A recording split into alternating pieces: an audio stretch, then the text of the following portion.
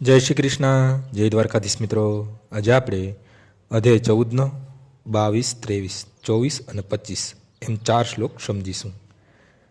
શ્રી ભગવાન ઉવાચ: પ્રકાશમ ચ પ્રવૃત્તિમ ચ મહમેવ ચ પાંડવ ન દ્રેષ્ટિ શમ પ્રવૃત્તાની ન નિવૃત્તાની કાંક્ષિતિ ઉદાસીન ન ઉદાસીનો ગુણેયો ન વિચાલ્યતે ગુણાવર્તન્તે ઇત્યેવમ યો વ તિષ્ઠતિ નેંગતે શમ દુઃખ સુખ સ્વસ્થ સમલોક્ષામ કાંજન તુલ્ય પ્રિયા પ્રિયો ધીરસ્તુ લ્યનિંદાત્મ સંસ્તુતિ મનાપમાનયો સ્તુલ્ય સ્તુલ્યો મિત્રારી પક્ષયો સર્વારંભ પરિત્યાગી ગુણાતીત સ ઉચ્યતે.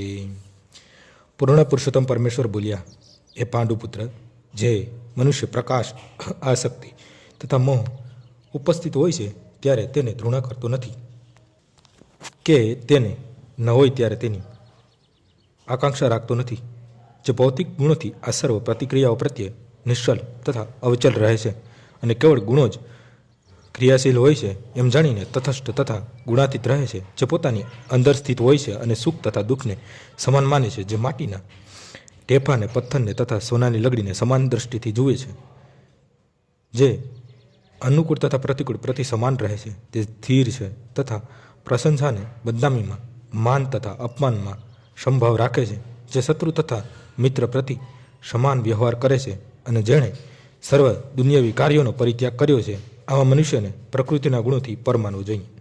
અર્જુને ભગવાનને જુદા જુદા 3 પ્રશ્નો પૂછ્યા અને ભગવાને તેના એક પછી એક એમ ક્રમશઃ જવાબ આપ્યા.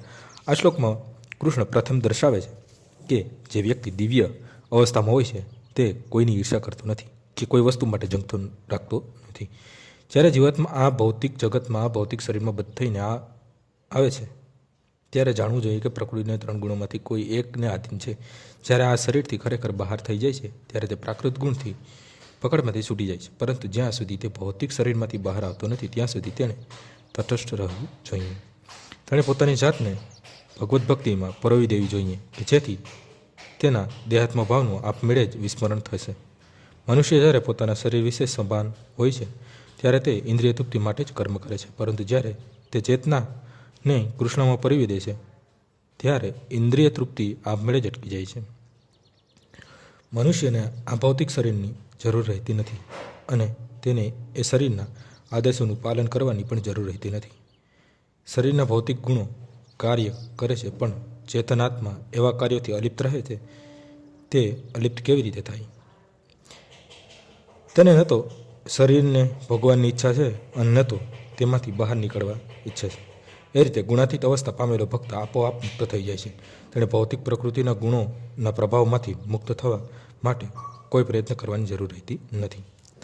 હવે પછીનો પ્રશ્ન ગુણાતીત અર્થાત દિવ્ય અવસ્થા પામેલા ભક્તના વ્યવહાર સંબંધે છે. ભૌતિક અવસ્થાવાળો મનુષ્ય શરીરને મળનારા કહેવાતા માન તથા અપમાનથી પ્રભાવિત થાય છે, પરંતુ દિવ્ય અવસ્થામાં રહેનારો ભક્ત આવા મિથ્યા માન અપમાનથી કદાપી પ્રભાવિત થતો નથી.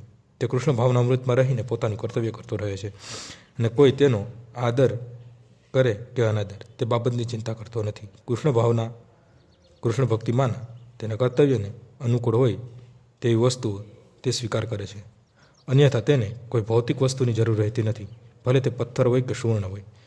કૃષ્ણ ભક્તિના કાર્યમાં મદદ કરનારા સૌને તે પોતાના પ્રિય મિત્ર ગણે છે અને કહેવાતા શત્રુનો તે દ્વેષ કરતો નથી. તે સંભાવ રાખે છે અને દરેક વસ્તુને તે સમદ્રષ્ટિથી જુએ છે, કારણ કે તે સારી પેટે જાણે છે કે ભૌતિક જીવન સાથે કશી નિસ્બત નથી. તેના પર સામાજિક અને રાજકીય બાબતોની અસર પડતી નથી, કારણ કે ક્ષણિક ઉથલપાથલ તથા ઉત્પાદન તેને જ્ઞાન છે. પોતાના પંડને ખાતર તે કોઈ પ્રયત્ન કરતો નથી. તે કૃષ્ણ માટે ગમે તેવા પ્રયત્નો કરી શકે છે, પરંતુ તે પોતાની જાત માટે કોઈ પણ પ્રકારનો પ્રયાસ કરતો નથી. મનુષ્ય આવા આચરણથી ગુણાતીત અર્થાત દિવ્ય અવસ્થામાં રહી શકે છે. આજનો શ્લોક અહીં પૂર્ણ થાય છે. આવતીકાલે ફરીથી સવારે 6 વાગ્યે મળીશું. જય શ્રી કૃષ્ણ.